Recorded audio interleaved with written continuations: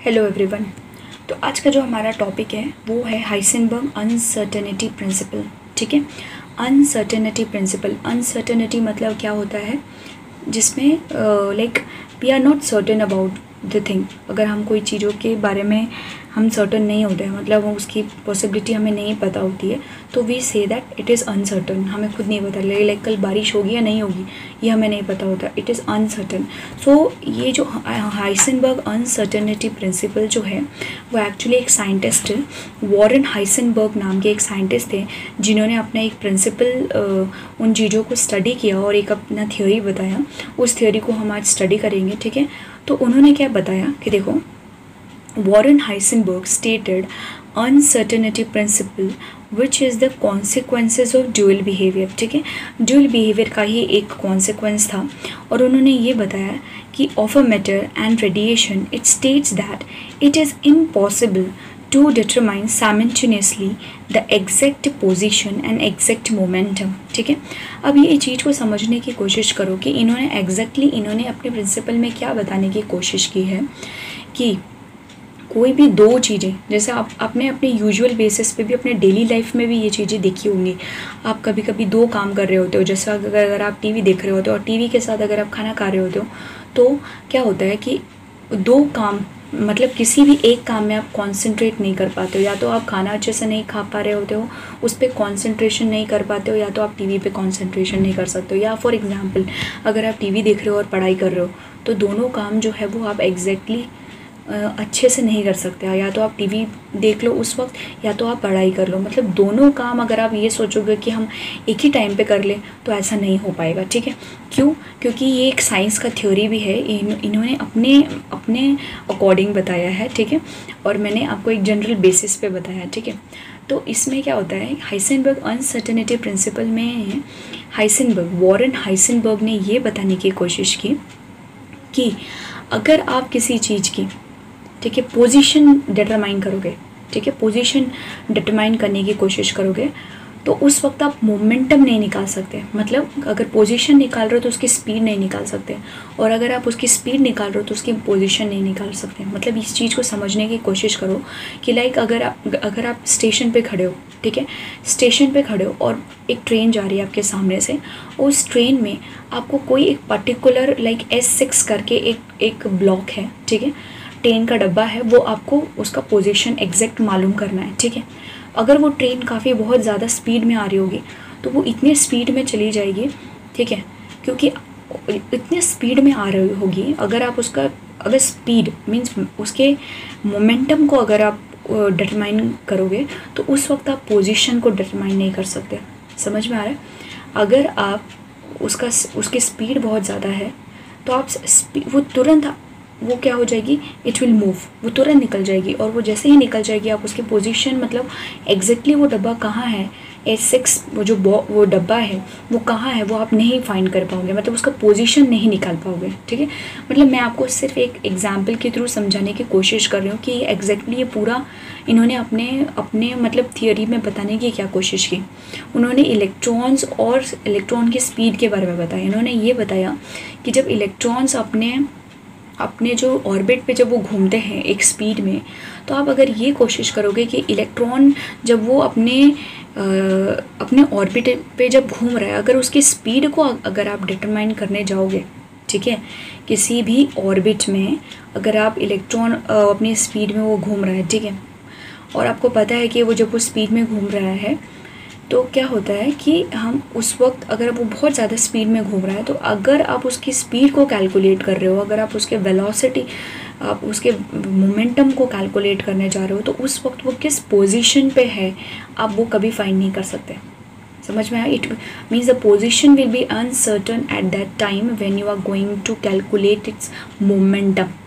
उसकी speed, velocity को अगर आप कर रहे हो, कैलकुलेट करने की कोशिश कर रहे हो, तो आप उसकी पोजीशन, क्योंकि आप जैसे ही स्पीड कैलकुलेट करोगे, आप स्पीड कैलकुलेट करने की कोशिश करोगे, तो वो हर वक्त अपना पोजीशन बदलेगा, क्योंकि आप स्पीड कैलकुलेट कर रहे हो तो हर एक 2 मिनट पे अपना पोजीशन बदलेगा, तो आप उस वक्त उसके पोजीशन को डिटरमाइन नहीं कर पाओगे।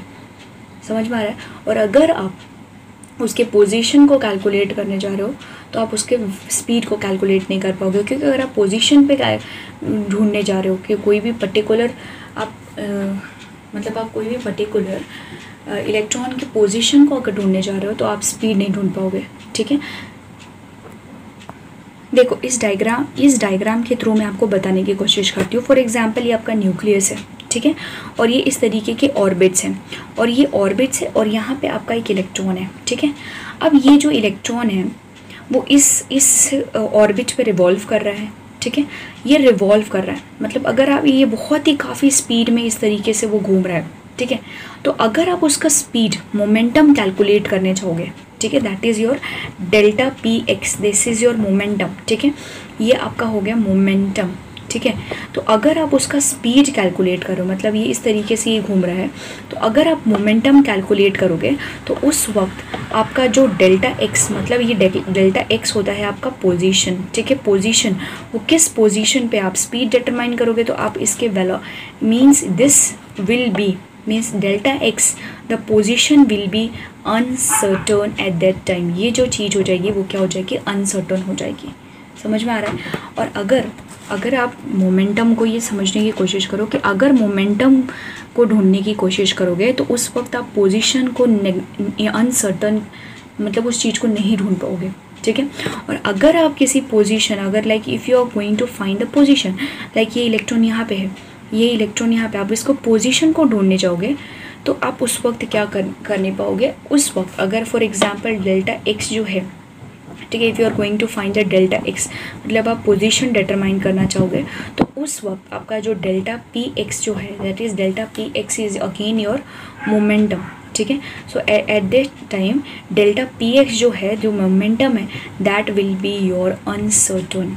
मतलब if you are going to find delta X, मतलब अगर आप पोजीशन को फाइंड कर रहे हो, ठीक है, पोजीशन को फाइंड कर रहे हो कि एग्जैक्टली ये इलेक्ट्रॉन ये पहले यहाँ पे है, फिर ये यहाँ पे आएगा, फिर ये यहाँ पे आएगा, मतलब इसकी पोजीशन जो है वो हर वक्त चेंज होती रही है। अगर उसका स्पीड, अगर आप उसका पोजीशन ढूंढने जाओगे तो उस वक्त उसकी स्पीड नहीं ढूंढ पाओगे, क्योंकि आप जैसे ही पोजीशन ये आप यहाँ ढूंढ रहे हो तब तक वो यहाँ पे मूव हो जाएगा। आप जैसे ही,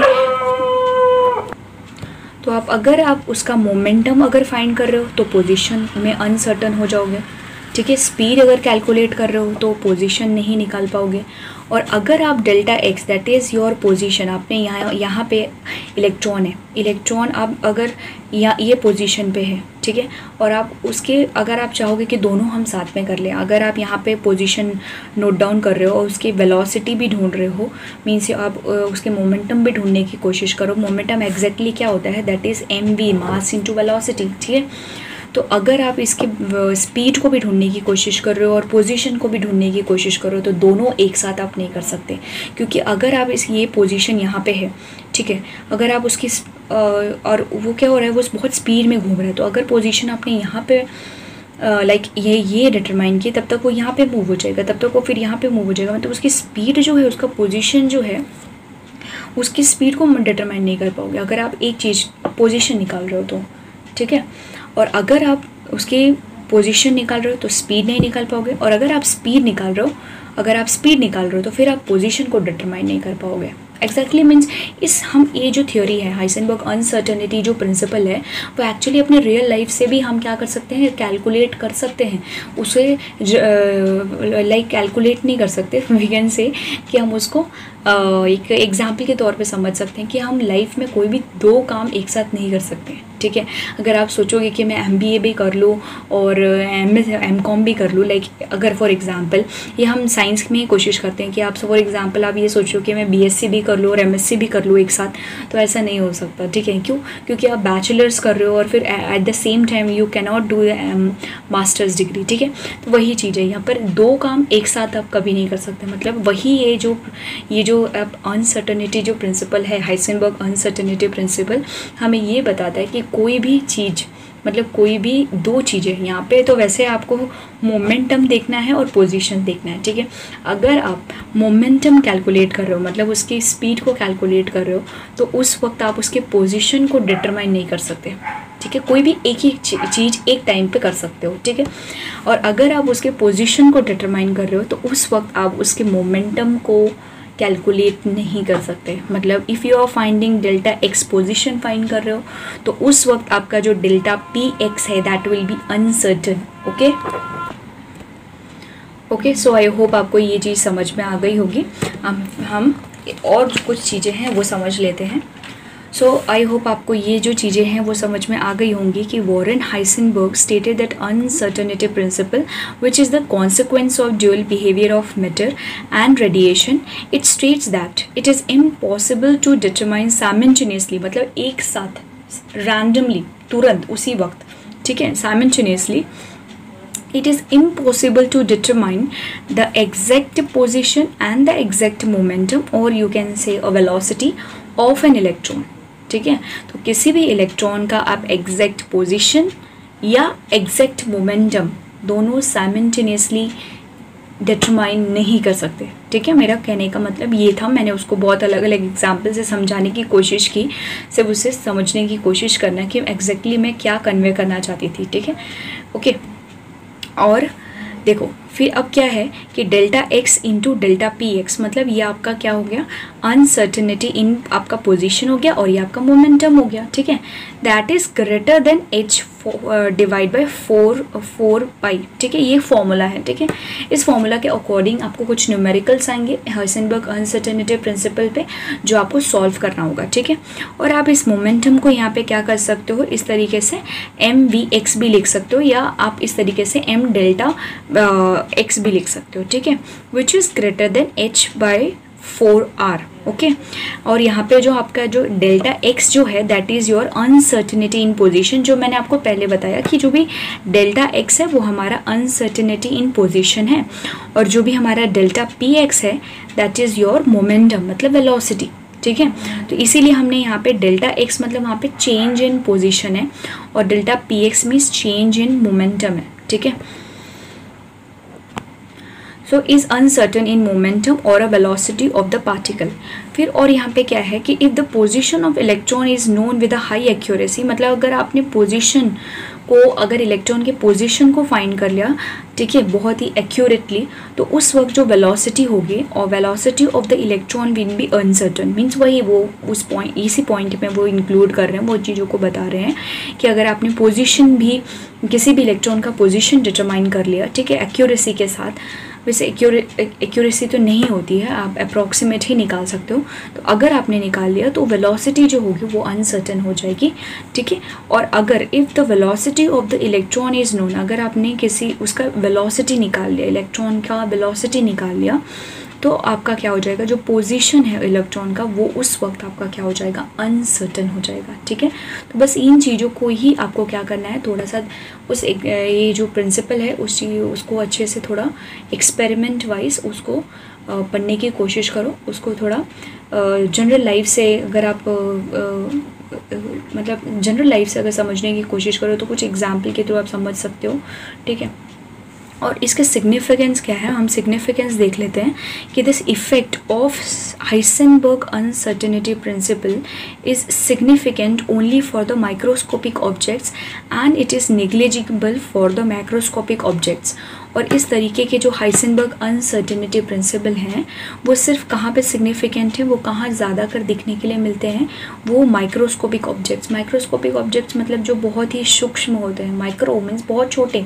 ठीक है, लाइक और एटम्स हो गए, न्यू इलेक्ट्रॉन्स हो गए, प्रोटॉन्स हो गए, इस तरह। प्रोटॉन्स तो वैसे रिवॉल्व नहीं करते, इलेक्ट्रॉन्स ज़्यादा कर होते हैं, तो इलेक्ट्रॉन्स में हम इसे देख सकते हैं। ठीक है, क्योंकि प्रोटॉन्स और न्यूट्रॉन्स तो हमारे न्यूक्लियस में होते हैं, तो उनका तो कुछ है ही नहीं, ऐसा रिवॉल्व करने का कुछ है ही नहीं। ठीक है, तो इलेक्ट्रॉन्स मतलब ये सिर्फ और सिर्फ आपको बेसिकली जो भी माइक्रोस्कोपिक ऑब्जेक्ट्स होते हैं उन्हें उसमें देखने के लिए मिलेगा। ठीक है, तो बस ये सिग्निफिकेंस आप ध्यान रखो कि जो इफेक्ट है हाइसेनबर्ग अनसर्टेनिटी जो प्रिंसिपल है वो एक्चुअली वो किस में देखने के लिए मिलता है, it is more significant in microscopic objects and it is negligible. Negligible means we can not see this type of effects mean macroscopic objects. जितने भी बड़े ऑब्जेक्ट्स होती हैं which are visible, macroscopic objects में ज़्यादातर ये हाइसेनबर्ग अनसर्टेनिटी प्रिंसिपल सिग्निफिकेंट नहीं होता है, मतलब वो चीज़ें आपको दिखने के लिए नहीं मिलेंगी। ठीक है, तो ये हमारा हाइसेनबर्ग अनसर्टेनिटी प्रिंसिपल हमने आज पढ़ा।